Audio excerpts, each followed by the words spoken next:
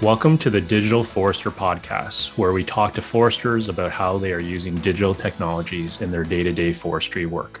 All right, well, welcome to the Digital Foresters Podcast. Today, it's my pleasure to welcome Max Nova, COO of NCX, formerly known as CilviaTerra. Max, how are you doing today? Doing great, Kevin. Thanks for having me. Awesome. Well, it's good to see you again because I haven't seen you, I swear, in a couple of years. It might have been up in the Northeast. I still remember fondly. It might have been, we were at an event and we were actually at one point trading stories about health and tracking and these gadgets. And I always loved chatting with you because the best way I could describe it is like you're a hustler, you're a go-getter, technically savvy. Even when we were staying at places, I was like, where are you staying? You're like, oh, a couple miles that way. I'm like, why aren't you staying here? And it was like cost was always like at the forefront. We're lean, we're hustling and stuff. And I just love that about you. But today you're coming to us from where? I'm down here in Austin, Texas these days, but still working hard. Austin, Texas. Nice. A lot of, I believe, people who have fled other areas of the US, and Austin seems to be the place to be. So to kick things off, I always ask our speakers to describe how they got into forestry. So maybe introduce, whether there's a familial tie or if it was really school or what got you going into that space of forestry. Sure. Yeah. Well, my father is a urologist, so I knew pretty early on that was not going to be my career path.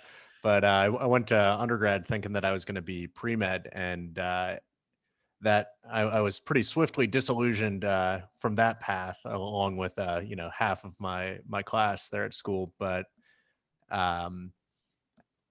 through my sort of wanderings through, well, what do I even do with my life now that I'm not gonna be pre-med anymore? I ended up doing a summer internship at the Yale School of Forestry, which is where I met Zach, who's my co-founder and is the CEO of NCX. And it was an awesome summer. And forests, I think, are just so fascinating. I was a really kind of math, computer science oriented guy. And it's not something that I think a lot of people on the outside really appreciate, is how sort of technical and quantitative forestry really is. And so to me, that was, I just fell in love with forestry, and I haven't looked back. And now we're 11 years in. Yeah, you're absolutely right. I often joke forestry is one of the most complex spaces of work, and people often think toilet paper, cardboard, Kleenex, the usual stuff, but they don't often realize it's a fuel source. It's in clothing. The clothing you may be wearing may have forest products there, but fascinating from that point of view. So you mentioned Zach. So Zach's obviously co-founder, CEO of NCX, as you said.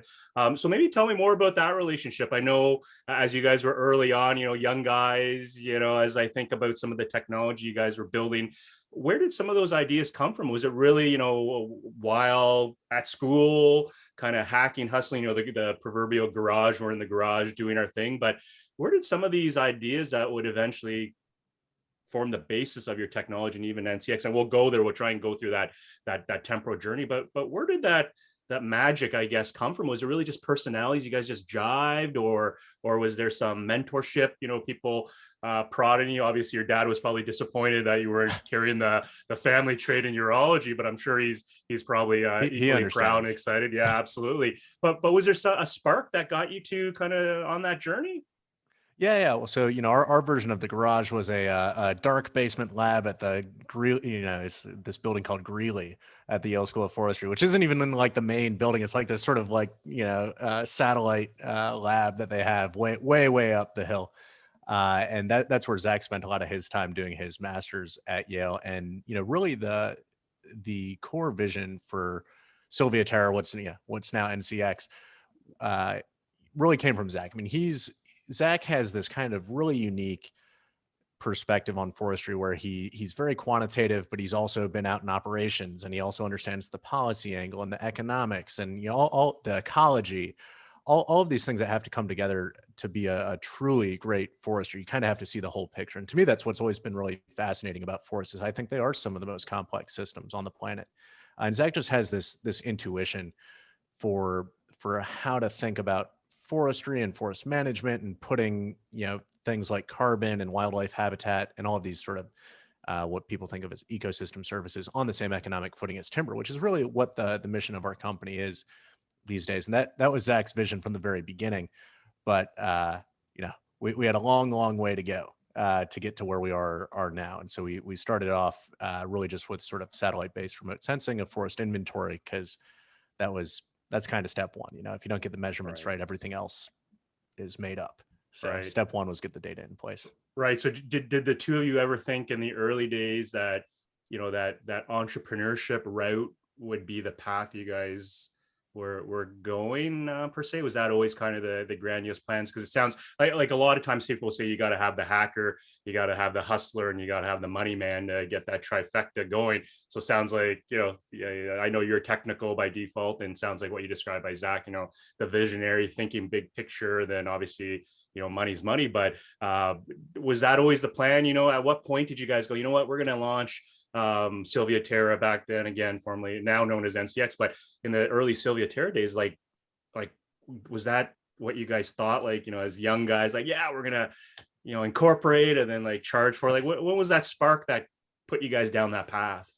Yeah, well, so this was Zach was trying to figure that out actually for himself. Was what do I do with my life? Do I just go on and get my PhD? Do I go the academic route? Do I go work in industry? And he had worked at Plum Creek, or what's now Weyerhaeuser, I guess, before he started at Yale. And he was he asked people that he worked with. He's like, hey, like, what journal should I be publishing this in? And they're like, man, we don't read these journals. Like, build us a tool. Like, give us something that we can actually use out here that is going to solve real world problems. And so it was, Zach was kind of coming around to that idea. I had been very entrepreneurial, even back, like I started my first company in high school. And so I kind of had the bug, that Yeah. company didn't go anywhere, but, I had this idea in college. I was like, maybe I'll find somebody that, I knew that I didn't know anything about anything. I was some random undergrad, and I found Zach, and he just had such a clarity of vision for what the future of forestry and forest economics could look like. And I said, we should really think about turning this into a business. And so we did. But I mean, Zach, he's a very interesting guy, because he's got this combination of the forest vision, but he's also very technical. Like, he actually wrote a lot of the early statistical side of things, and then I was kind of the plumbing side, building all the engineering stuff to scale it up. We could go way down the rabbit hole on some really gnarly debugging situations that we had in the early days. But and then, like, now Zach actually doesn't spend hardly any time thinking about the technical component of what we do anymore. It's all like talking to the big landowners, talking to Yeah. policymakers, and it's much more of kind of a traditional business role. And it's yeah, I mean, that's one of the awesome things I think about doing a business, and especially starting really small, is you have to wear a lot of hats. And so Zach and I have Absolutely. certainly worn a lot of hats over the last decade. Well, it's great to wear those multiple hats and know what it's like to be in those shoes as you kind of scale. So think of yourself. I remember, like, it's interesting. So that business you started in high school, what was it about? What, just more out of curiosity? Obviously, it didn't become the Facebooks of the world, but there's got to No. be a good story behind that startup.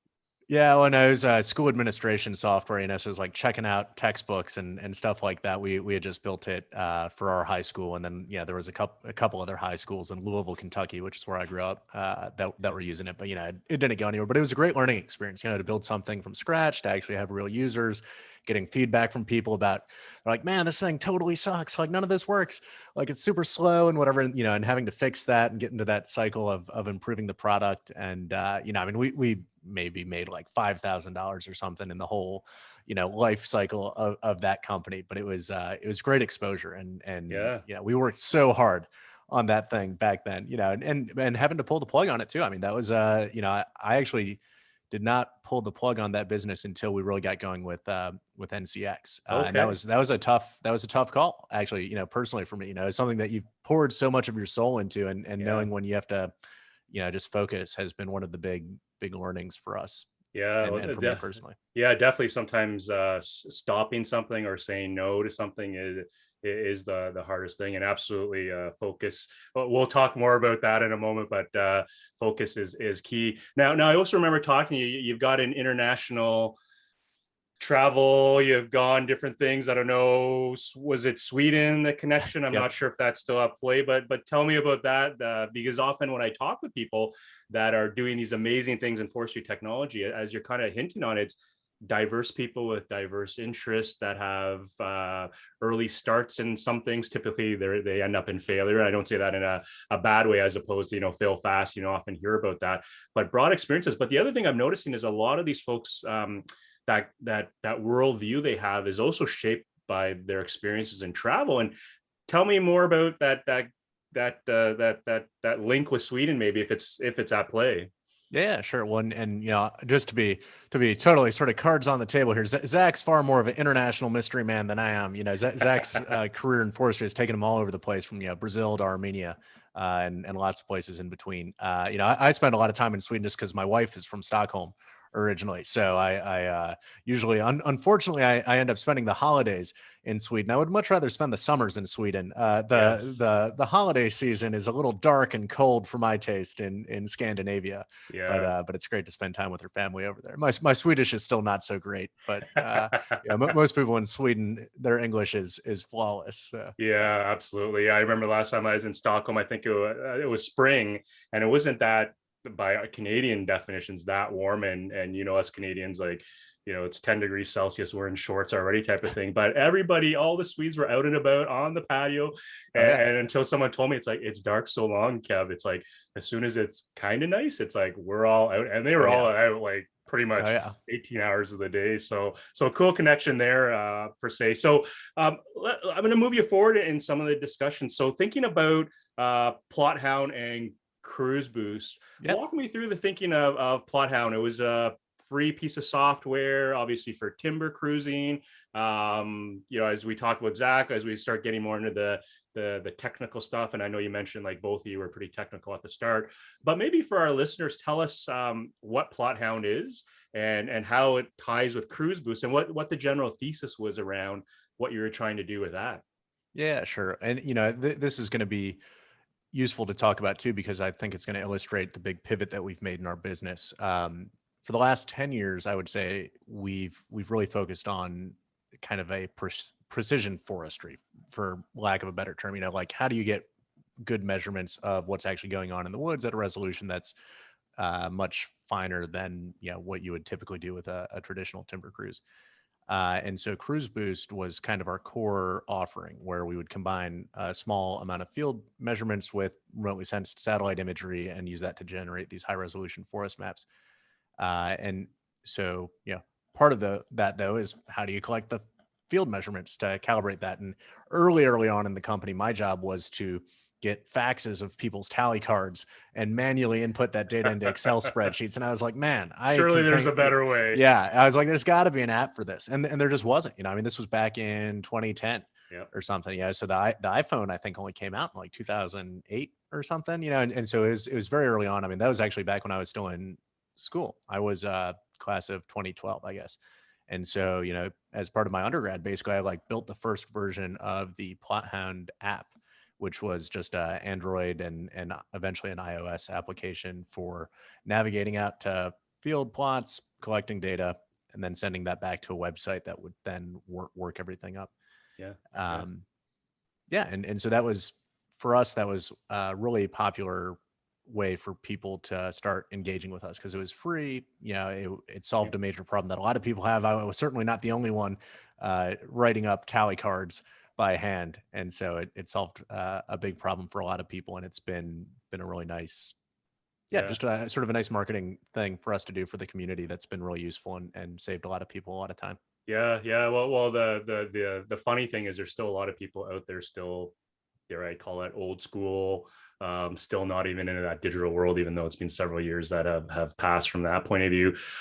So looking at that, like those tools, like wide adoption, I think looking at your website, there's some statistics that are showing, lots of usage, lots of, like, hundreds of thousand cruises done, et cetera, multiple states and whatnot. With that comes, as a freemium kind of model type of thing, I suspect a lot of requests of, like, hey, can we have this? Can we have that? Right. Et cetera. And you guys were small back then. So how did you juggle, trying to keep moving the products forward? Obviously there's product market fit as we think about that, because you got adoption, people are using it, whatnot.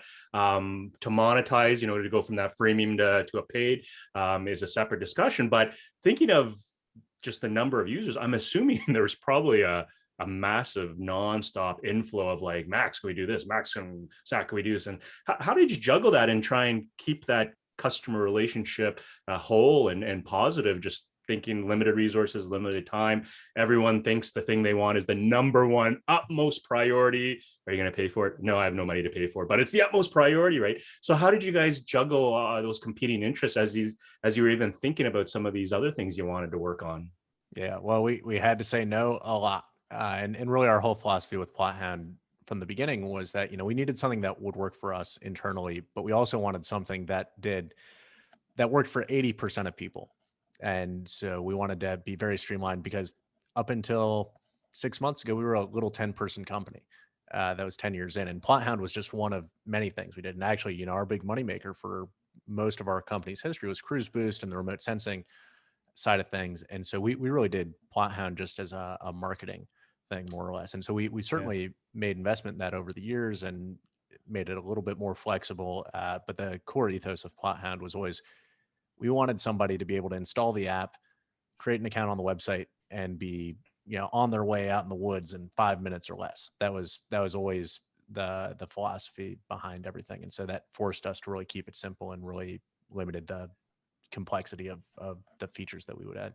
Right, right. And that's brilliant. By the sounds of it, not that user is either like another person or someone internally, by the sounds of it, because as you said, Yep. it's the same tool you're using. So hey, that's brilliant marketing piece, but also your internal process is driven by that. So very cool. So recognizing now that your NCX and whatnot, as you said, and we'll get to there, the change, I'm really excited to learn more about it. So where does that leave Plot Hound and CruiseBoost? I guess thinking of those customers and whatnot, is it really, hey, it's out there, it's a great product, it's free, so free is free. Are you sunsetting it? Is there a lifetime to it, or are you still using it internally? Or maybe tell our listeners, because some of them I know who are listening to this are probably either Sure. already know I've got messaging, but they're probably also wondering, is there something else we can get from Max? But what's the plan for Plot Hound and CruiseBoost? Yeah, sure. So Plot Hound's my baby. I built the first version of Plot Hound, and Charlie on our team is the one that manages all the Plot Hound stuff these days. And like you said, I mean, it's out there, it works. We're not putting a ton of new development effort into Plot Hound. I mean, we're keeping up, and it's a pretty low maintenance burden on our end, and it'll keep running. And it's always fun to see some of our biggest influxes of users every year are students at forestry schools all Oh across the yeah, US. And so it's always okay, fun, and it's just it's a nice thing that we can do for the community. And so, and it's pretty low very cost for us to cool. keep it up. And so, I'm will there still be a Plot Hound? Yeah. 50 years from now, I don't know, probably not. Like, people will probably like be sending robots around in the woods or something, but Yeah, for the meantime, it's something that's easy enough for us to keep out there. And so, right. yeah, that's and then the Cruise Boost side of things, really we found that uh most of the large landowners who are the primary customers of Cruise Boost in the first place are way more interested in talking about the carbon side of things than they are talking about the forest That's mapping. true. I mean, this is the difference between a cost center of a business and a profit center of a business. And this has been one of the big learnings for me, is it is a completely different conversation depending on which of these two sides of the business you're selling into. And so that's been really interesting for us. Absolutely, absolutely. So maybe we'll look at accelerating, getting to that point where we can I can poke at you a bit more. So as we went through the journey, and you jump in I'm kind of putting pieces together as we go. But Microsoft came into the picture Yep. prior to NCX becoming what it is today. So maybe Microsoft's big engine, big organization. Obviously, they got Azure Cloud, many other cloud solution providers out there, but you guys chose Microsoft. You went into what I think is like not quite an accelerator in the truest sense, but a partnership where you're both working on things. But maybe tell our listeners how that came to be, what the program was about. I believe is it Microsoft AI for Earth, or I always Yep. get them backwards. But maybe tell our listeners what that program is, how you guys got into it, and what really you wanted to get out of that relationship in the end. Sure. Yeah. Well, so Microsoft AI for Earth is this program that Microsoft runs. That's the brainchild of Lucas Japa, who's their chief environmental officer. And Microsoft was actually very, there's a couple companies that have this title now, but Microsoft is actually kind of surprisingly, like you think Microsoft is, I mean, Microsoft's been around for a long time, but they're actually really one of the leaders, I'd say, in the sort of how do we be really smart about sustainability, and and they're smart. Like Microsoft like knows that this is one of the major waves that's coming here in the early 21st century, and so they're working really hard to get out in front of that. In fact, Lucas is he's always talking about the planetary computer is his big idea, Okay. for Microsoft. And so that for them, AI for Earth is was kind of how they began starting to wrap their mind around, well, what's going on in the world of sustainability and the environment and computation. And so they would give out these grants to to academics, to NGOs, to small companies, startups, um, that had interesting things that they were doing with either remote sensing data or any kind of data about the natural world that they could then use Azure credits to process or whatever. And so we were actually one of the earliest AI for Earth grantees, and we saw this and we said, man, we're running CruiseBoost on kind of this project by project basis for all of our clients across the United States. And we sure would love to have a map of the entire US. This has been a sparkle in Zach's eye since the very beginning. Yeah, Is can we yeah. go coast to coast mapping of the full country? But it was, it was always a non-starter for us because it was going to be prohibitively expensive. And then we saw this AI for Earth program and we said, hey, Lucas, we heard you got unlimited compute over there at Microsoft. And he's like, that is basically true. And we're like, well, something really cool we could do if you gave us just an enormous amount of compute credits. And so that was the origin of Basemap, which we were really proud of. That was the first ever high resolution forest map of the whole continental or contiguous United States. I always get them mixed up. The lower 48, you know what I'm You talking about. got it. You But got it. anyway, so yeah, that was an enormous effort to actually get that to work. And I actually was still kind of in the weeds working on that to get the very first version of that through. Now we've got it down to a really streamlined process where we run this every year and like maybe even every quarter moving forward. But that was a huge push for us, and Microsoft was hugely supportive of our first uh, kind of our very first iteration of that base map to make it possible. Yeah, so I know on the website, base maps is described as, and yeah, I can only imagine, building that pipeline, probably how much pain there was at the start So much pain. versus now, where it's like looking back, what was it? Maybe it should have been that easier per se. But thinking of base map, I think looking at your website, it's ingesting Landsat, NAPE, SRTM, different types of remotely Yep. sensed data, marrying it with boots on the ground data to create base map, which is totally cool. Because as I think about, and we've seen it in other marketplaces or data ecosystems where you have a lot of content providers Yep. producing things and then using data and reselling it, data as new oil. But this is the first forest centric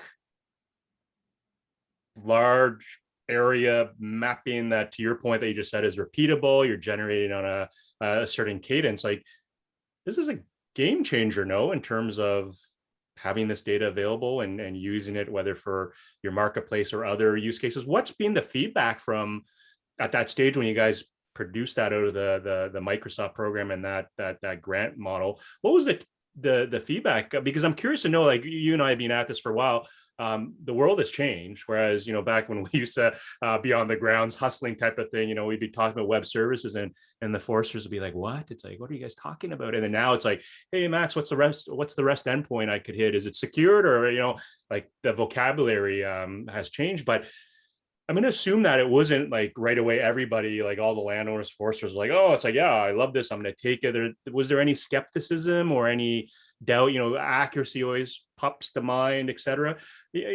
Share with me what some of those early days were like in terms of base map when it came out. Yeah, sure. I mean, so we pretty immediately had a lot of inbound interest around people saying, hey, I want to get my hands on this data. I want to understand, I've got some use case that I want to apply it to. Uh, One of the interesting things though is that a lot of people just they were like, well, what would I do differently with this data? Okay. Where's the actual value here? And that's one of the really powerful things about NCX is, no one cares about the data per se. Yeah, the data is just bits on a hard drive in the sky somewhere. The real question is, how is that data going to change the way you value and manage the forest? And so we'll talk more about that later. But when it comes to the accuracy of all this stuff, this is a constant question. And this is what we spent the first 10 years of our business doing, fighting a ground war, just like state by state, region by region, forest type by forest type, saying, well, hey, like, what's the performance? How do we check this against ground data? And it's base map is not perfect. I don't think we're ever going to get to a place where we have a perfect mapping of every twig on every tree. And the question is, well, what's the point of doing that, right? The data is just the data. The real question is, what decisions do we want to make about the forest, and what is the appropriate resolution? What is the appropriate precision of the data to be making those decisions? So yeah, it's a great point, and it's kind of funny when we think back to some of our earlier days. uh, I'm seeing, I'm curious to see if you would agree that when people are learning, they tend to gravitate to, I don't want to call them the obvious questions, but maybe the usual ones around accuracy and like, how big's the data, how do I move it and stuff. And times have changed, and I love hearing like you messaging around. And I'm going to paraphrase, there's a problem, whether it's a business problem or whatnot. Like, what do we need technology wise, whether it's one type of data or not, to address that problem, versus getting caught in the weeds? Is it a 10-meter pixel? Is it a 30-meter pixel? Is it, what is it? And what if there's a new, the wood sat that's gone up in space? How is that going to affect things? And so it's great to hear that. But one thing I think I'd be curious also to poke your brain on is, uh, LiDAR has been, still is, the hot button topic. Depending who you talk to, it's almost like it just came about yesterday, even though you and I both know it's been around for decades. And really, when you dig back into literature, it goes back to the 60s and some of the early technology. But how are you navigating that as we think about base map? Because obviously, to do it at that scale, you got to be spaceborne, leveraging all those different sources. And I think from your website, if you have LiDAR, great. You have hyperspectral. It's almost like if you have these other nice to haves and fantastics, it's probably going to make a better, improved product. But how are you stick handling that as you're running across and saying, we've got this thing? It's like, I'm assuming it's still the hot thing. Yeah, but Max, it's like, what about LiDAR and like single photon, Geiger mode, right? And like ICESat-2 and JEDI and all that stuff per se. How are you seeing that on the ground, or really now the focus is on players that really aren't asking that question, those types of questions, and are really focused on the business side of things? yeah, well, I think actually what you just finished with is becoming increasingly true. It's overwhelming, the number of options that people have. And the reality is, like, people don't care if you got like magic elves running around, like, as long as it's as long as you can demonstrate that, yeah, like this has certain performance characteristics, and critically that you can quantify that and then tie that to the business decisions. I mean, this is one of the things I actually think is really missing in the practice of modern forestry. It's great to have all this data, but the question that almost no one can answer is, what is the appropriate level of precision to get in your estimates based on the financial decisions that you're trying to make? And it's tough, because it's not enough to know what the precision is on your inventory for certain products. That needs to get run through your growth model, through your Mm-hmm. harvest scheduler, through your price estimates of all this stuff. And there's this compounding levels of uncertainty. And I think a lot of people don't really appreciate that. And so they end up with some number that, like, at each stage of that process right now, the imprecision gets truncated. Yeah. And so you just have like a point estimate, and then, and so you get some out of your harvest scheduler, some, plus minus, confidence interval comes out, and you're like, oh, okay, that's what my, this is the range of values I should expect. And it's like, no, like what you should have done was like this ever expanding, compounding Right. uncertainty. And this can really, really womp you to the tune of like tens of millions of dollars, depending on the transactions that you're thinking about. And the technology and the systems just aren't there right now to propagate that uncertainty through the whole decision chain, which is really Right. tough. And Yeah. so you know, it's tough, I think, generally to make a economic case for something, for increasing precision generally, without an understanding of like, okay, well, how does that translate all the way through the value chain? Because if you don't do that, then it's just like, yeah, like the pictures are beautiful. Yeah. And like, I mean, that's true, but it's a question of like, well, is it worth it? And Yeah. and that is actually a tough economic technical question to answer, and Yeah. one that I don't think many people are set up to answer right Well, now. absolutely. And we've bumped into people where they're, picking at things or nitpicking at things, and they don't really have a foot to stand on reality. They don't even have, in many cases, any form of, I'll call it real data, or they've been using things they've always done in the past and have just assumed like it's good enough. It's not, if it's not broken, then why would I look at this? And meanwhile, I think that's missing the point of the opportunity that, yeah, it may not be broken, but the whole world's shifting. It's like, wouldn't you want to be more efficient? Wouldn't you want to be more cost effective? Wouldn't you want to be more sustainable, or and all those different things? So I'm sensing there's a change, and I'll be curious to near the end of this pod kind of get your thoughts on seeing why you think that is. But I think this is a great segue to say, okay, so we're at the point now where, you've got Basemap, CilviaTerra, you said you're around 10 headcount, and now you're the CEO. Zach's the CEO of NCX. I always say FKA, formerly known as CilviaTerra per se. There's all this jargon, I'm sure you discover, right? OG. I remember when I first heard of it, I had to look it up, like, what was an OG and stuff like that. But anyhow, but you're in that world now, right? Like, you are venture backed. Tell me about how you got there, who your backers are. Was this a walk in the park? You just kind of rolled up, on maybe, I don't know, your mountain bike or whatever it is, your Tesla, and boom, you walked in and they said, yeah, Zach, Max, love you guys. Boom, here we go. It's smooth sailing.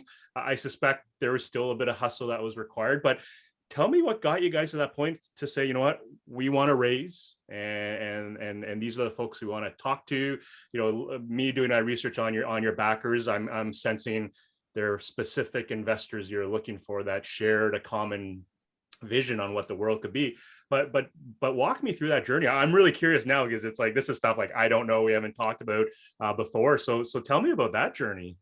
Yeah, totally. And actually, just to clarify, so Zach is actually the CEO. I'm the COO Right. over here. Zach's the face. He's the big ideas guy. Like I'm just the one back here at home base trying to make the sausage.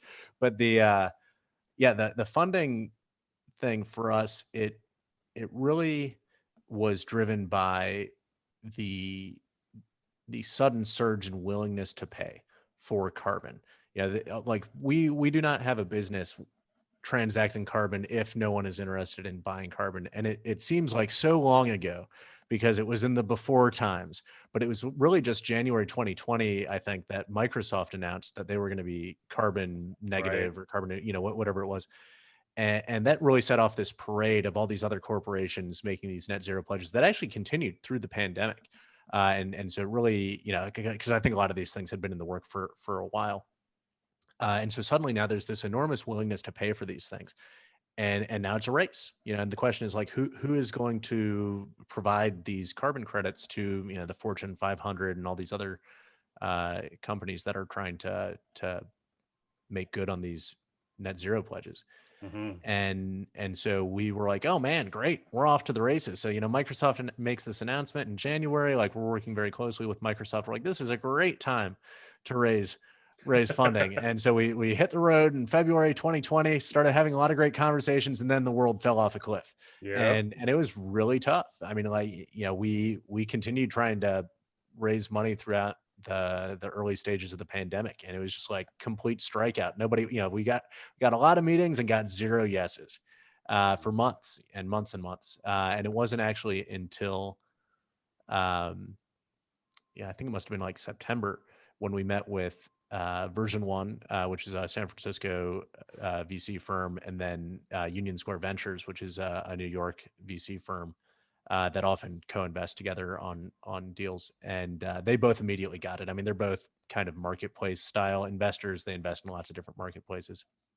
And so they immediately got what we were trying to do, connecting the Fortune 500 with all these landowners and sort of making that a easy, transparent, fluid, liquid process.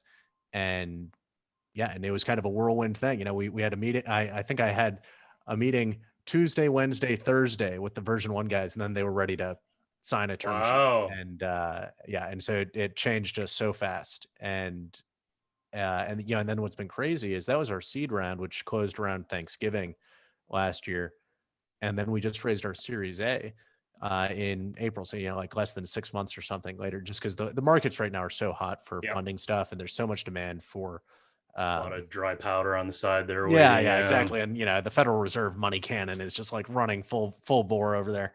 So there's a lot of money out there. And so we said, I know we just raised our seed round, but it feels like the money is cheap and we have a lot of work to do and we know exactly how we're going to spend this money. And so actually since our seed round, we've gone from 10 people to 30 and we'll probably double Wow. again. So Wow. I mean, it's kind of a crazy year for us, but it's been a hell of a ride. And so our Series A, which we just closed back in April, so that was led by Mark Benioff, who's the Salesforce CEO, Yep. and joined by the Microsoft Climate Innovation Fund, and then other people from our seed round. And that's just been a fascinating life experience. Zach and I went and met with Mark, and I've never met anybody like him. And the reason we got connected to Mark in the first place was, he had stood up at Davos a year or two ago, and it was like a trillion trees, and he Yep. was really sort of beating the drum on that. And so he was kind of like in our sights there for, because we're like, oh, here's somebody with, that's talking a lot about trees that, seems like directionally correct. Like, we're not like totally aligned. So like, we gotta, you know, get him on the NCX playbook over Yeah. here. But yeah, through some of our seed round investors, we got connected to him, and he immediately got what we were trying to do, and Yeah. and that Yeah. was Well, it's fascinating because once you start meeting some of those, those CEOs of these large companies, like in some respects, I always say, like at the end of the day, people are human beings. So even though they're CEO of Salesforce or CEO of Microsoft, they're still human beings at the end of the day. And in some respects, it's like, I can only imagine how cool it was, and probably a bit scary, maybe like, oh, we're about to go meet Mark or something like that. Like what do we do and stuff like that. But thinking of your seed series, like, did you guys have like a warm intro into some of those investors? Because often we hear, I've sat on different things where it's like, they're actually pitching startup founders and whatnot, and then often you'll hear it's like, no, don't cold call me like that. There's too many of you. But out of curiosity, because again, forestry technology, forestry right. like it's not like semi-autonomous vehicles right now where it's like it's cool. Don't get me wrong, because we're in the space as well. But did you have like somebody kind of nudging you like that, maybe that mentor card, or was there a kind of a warm intro that kind of got you going, or was it really, again, you guys hustling, you guys have done it well. I've always admired you guys for that, but you guys are just hustling, just hitting the ground, calling. And I didn't realize it was Feb 2020. Like, oh my God, like The worst. the Yeah. worst the worst time, like everyone's freaking out, and you guys are trying to do this, so hats off to you guys. But did you guys have like a warm intro to kind of pull you on that journey, or it was just pure hustle? Well, we ran through our warm intros in the first like 2 months. That was like 6 months in the desert, and it was a lot of just like being really tenacious, and the I mean, there's some element of timing. It's like by Thanksgiving, people were starting to feel better. There's starting to be some vaccine rollout, and some macro things were going a little bit better. Yeah. I think we were correct that there was this big upswing in interest for sustainability focused things generally. And yeah, it was just unfortunate that the pandemic really disrupted a lot of, and it's like, we were lucky, like our business actually did not get super disrupted. We were all remote from the beginning. A lot of people lost their jobs, and it's like overall, actually, we made it through the pandemic pretty well. So we were very lucky there, but it certainly made that fundraising very, very difficult. Yeah. Well, today I guess it's kind of the norm, I guess, to do it virtual. Like the Yep. people I talk to, it's kind of stabilized, steady state. Assume it's virtual, although things are opening up. Yeah, fascinating story there. And so with NCX, so we've pivoted. So let's get to that pivoting side of things. Like clearly, and again, I'm going to say this, and you correct me if wrong. Plot Hound's important. CruiseBoost is important, but really the narrative shifting more to carbon, focusing on that, a marketplace where there's landowners, and walk us through the thinking now, the new business model, because I suspect NCX is not a SaaS company for Plot Hound or CruiseBoost. Right. It's pivoted. But what's the premise there now, or what's the spiel you give to people in terms of what NCX is today, especially for our listeners, because they'll know SilviaTerra, they'll know you and Zach, right? And some of them I know I've talked to, they're like, yeah, it's like, what's going on there? I'm like, oh, they're VC back now. They're on a rocket ship. So it's like, and for a lot of foresters, they don't really, not being in that tech space, knows what that means. But for our listeners now, like what's this mean for NCX, and what's the direction? Yeah, well, I mean, Zach's vision from the beginning was always, how do we change the way forests are valued and managed? It's like the 21st century now. Seems like we should be doing better than just valuing forests for timber. And so for us, carbon makes a lot of sense as a place to start. We call it NCX for the Natural Capital Exchange, and that was intentionally not the carbon exchange, because there's all sorts of Okay. values that forests provide. We don't want to be myopically focused on just carbon, but also wildlife for reducing fire risk or better water quality or quantity. There's all of these things we want more of or less of out in the woods, and we don't really have great levers as a society to pay to get more or less of these things. In fact, the only thing that you can really do is buy land and then manage it differently. But that doesn't really scale. I mean, land is pretty expensive as far as things go. And yeah, and so for us, the pivot to NCX was really driven by this idea that, like, yeah, data is great. It's important to have data. Measurements really matter, but the data is not what's valuable here. It's the underlying forest that's valuable, and being able to use that data to change the way the forest is valued and managed. That's where the big value unlock comes here. When you can go to landowners and say, hey, I know you got 1,000 acres of forest land and you've only been being paid for the timber on this land. Would you like Right. also to be paid for the carbon or for the red cockaded woodpecker habitat, or, for like whatever it is? Yeah. And there's just been no mechanism for that. Timber works because timber's easy in a sense. You cut down a tree, you roll it across the scale at a mill, and you get paid by the ton. And so it's easy for the buyers and sellers to quantify what's being transacted, and everybody feels like they're getting a fair shake. But for carbon, fire risk, wildlife habitat, all this stuff that happens out in the woods, we've never had a great way to measure and pay for value. And so the transaction volume in these markets is pathetic, Yeah. relative to the importance that they have for our society. And so really the whole thesis of what we're doing at NCX is, okay, well, with base map now, where we measure every acre every year, we've got the measurements right. And so now let's just put all these ecosystem service things, all these types of natural capital on the same economic footing as the timber. And so from a landowner's perspective, we want to make it as easy to sell your carbon as it is to sell your timber.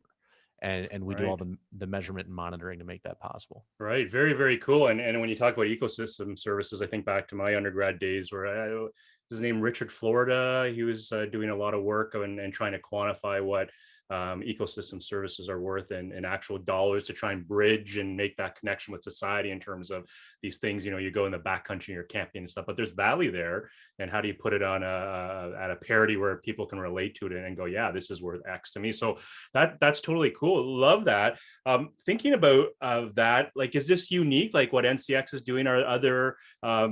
Is it kind of what is it? The saying, the blue ocean saying, or something like? Is this something a wide open? You guys are blazing the trails per se, or do you feel like you're always looking behind the because you're VC back now, so you're on the radar. There's probably always startups, kind of trying to do different things. So thinking about NCX and the positioning, where do you see the short term piece? Like obviously continental US, that was where continental US, right, versus the contiguous side, but I know what you mean. But what's the play? Like focus on the US is the grand plans. I'm going to assume based on what you said, like scale this sucker out globally, the Americas, and start going elsewhere, then have a, dare I say, we're into that digital twinning of the earth, and we've got all, we can go geek completely on this call. Are we going into that, the web 3.0 with crypto and a metaverse and everything's digital and tokenizing things? Like that's something I'd be curious in terms of some of the stuff you guys were doing with NCX. It's like, well, if it's an asset, as you said, that's a construct of value. There's lots of assets right now. You've watched the NFTs, right? And going, could there be a world where these assets with the ecosystem service are tokenized and then people can, I don't know, that's pretty far out there. But to the original question, what's the short-term plan? What's the big vision that if you guys can achieve that? Because again, you're on the wave, right? You're Series A, so BC is coming. You're going 100 miles per hour, going fast, fast, fast. Put the seatbelt on. But where's the world looking like for you guys in the short term and the long term? Yeah, sure. Well, and you'd asked originally, like, what does the landscape look like? Like, who else is out there? And I mean, we're building on the work of the early players in the forest carbon markets. I mean, people have been doing forest carbon projects for the last, 10, 15, however long it's been. And that was really pioneering work, and we're starting to see like some stuff come out now, some of these like Bloomberg articles and ProPublica articles about some of the shortcomings of those projects. And, really, I think our responsibility as foresters in the 21st century is to see, like, well, listen, those guys were making a start at this. That was the very first time people had tried to do that. And like, was it going to be perfect? No. Like, is what we do perfect? No. Like, but the objective should always be like, can we quantify how well we're performing, and can we constantly improve? And so that's, I really view what we're doing at NCX as an evolution of the sort of early work that people had done in forest carbon projects, whereas, it's kind of boutique. It was a little clunky. You had to sign up. You would go project by project. You have to sign a 100-year contract. The measurement and monitoring costs were like took 2 years and $200,000, so that only the really big landowners could do it. And we've kind of taken that model and said, the good thing here is that there are real transactions happening where you're paying people to grow older, more carbon-rich trees, which is ultimately what the game is all about. But when you have a data set like Basemap, where you're measuring every acre every year, it allows you to just totally reconceptualize how this works. And instead of doing a system where you pay all the money up front and then you pray that for the next 100 years the forest doesn't burn down or whatever, I kind of think of that as the pay and pray approach, which you can do. But if I was spending my own money, I'd want to do more of a payment for performance or a payment on delivery system, where every year you get paid for the actual value that you've delivered. And so you could never do that before, because the measurement and monitoring would have just been prohibitive. But now that we're measuring every acre every year with Basemap, we can really do a kind of new economic model for this. That's a lot more fluid. That's a lot more flexible. That works for landowners, because, for us with NCX now, we can show up to a landowner and we say, hey, do you want to participate in forest carbon projects? And they're like, well, I'm kind of interested, but I heard I'd have to sign a 100-year thing. And we say, no. It's a 1-year thing. Like, just don't cut down your trees this year, and then we'll talk again next year. And for us, it's this, one of the things that I think is most sort of intellectually beautiful about what we do is we treat the whole country basically as a forest carbon project. There's only one atmosphere. The reality is there's only one forest carbon project. It's called planet Earth. That's right. And so the question, though, is, okay, well, what do you want to have happen next year? Like, let's not think about 100 years from now. I think a lot of people get confused because they've got some idea of permanence, and it's like, there is no permanence in these complex real world systems. We gave up on steady state ecology in the 70s, right? So what do we want to have happen next year? Like, let's start thinking at the margin, because that's where all economics happens, is at the margin.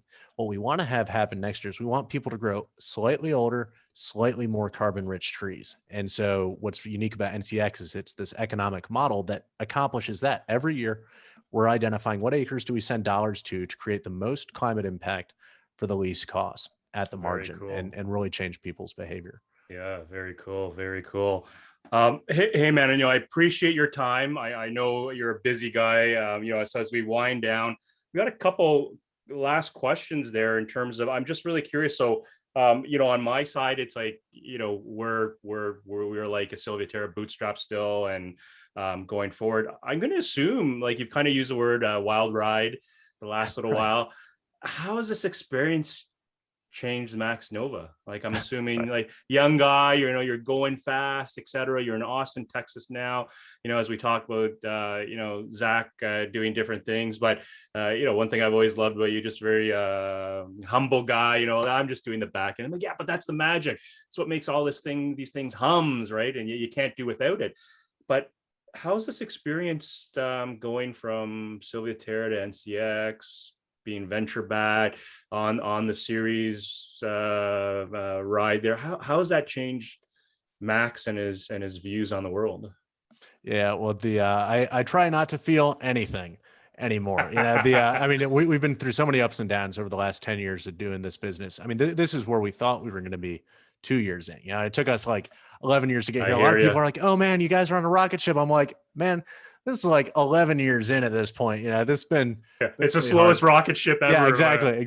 Yeah. And it's just like I think it's a testament to Zach's vision, actually, at the origin of all this. I mean, Zach was a decade ahead of everybody back 10 years ago when we started. It's like he kind of saw all this back then. And so it's been really rewarding to actually help manifest this across the landscape. I mean, we did the single largest forest carbon project in the US by acreage on our first try, and we just had our summer cycle, which was even bigger.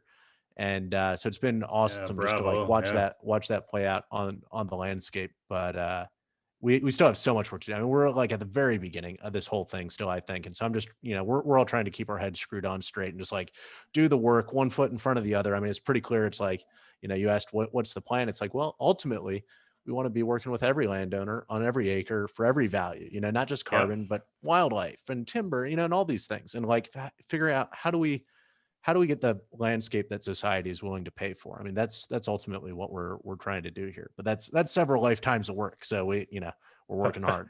Well, that's what you say. You just need a couple more rocket ships strapped on, maybe faster moving ones, and you're good to go. Yeah, definitely could share that. Forestry. Yeah, you're a guy I could explain this to. I know you're going to get it. I'd be curious to know your thought.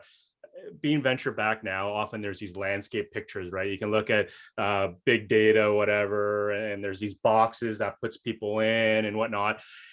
And as I watch the world unfold, precision agriculture, precision forestry, a lot of people are like, oh, these are like new terms. And you and I know they've been around for decades, and they just kind of go through this reincarnation, if you will.